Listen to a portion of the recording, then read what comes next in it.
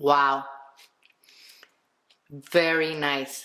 I want to show you how turmeric comes in its whole form. In case you don't know, it looks a lot like ginger, but it's orange. See, when you peel it, it's orange, and of course the powder. You can find this very easily now in the supermarkets, and it's not expensive, and a little bit goes a long way. It does stain, so be careful, especially the powder. It'll get everything yellow. We're going to saute about 1.5 inches of smashed ginger. These are 3 skinny scallions, only the white and the light green. A large garlic clove, which I just cut into 3, and those 2 pieces of turmeric.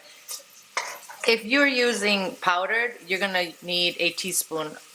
I added 1 pound of carrots, which I just cut. Don't worry about chopping this too much because we will blend it.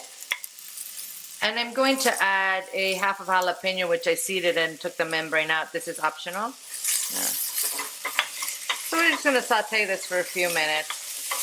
So make sure you stir this occasionally, and we want those brown bits from the bottom, so go ahead and scrape. I'm going to add 6 cups of water to this. I'm going to season this with salt and pepper. You know, black pepper is important when you're using turmeric. It helps your body absorb the turmeric better. Alright, we're going to let this simmer until the carrots are nice and soft. This is ready. These carrots are cooked.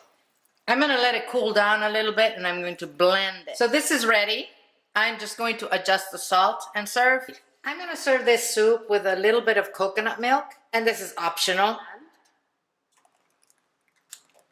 So I'm going to garnish it with scallion greens and cilantro, also optional. This is a little spicy because of the ginger and the jalapeno. So, you know, if you want it less spicy, you might want to not put the jalapeno in and reduce the ginger.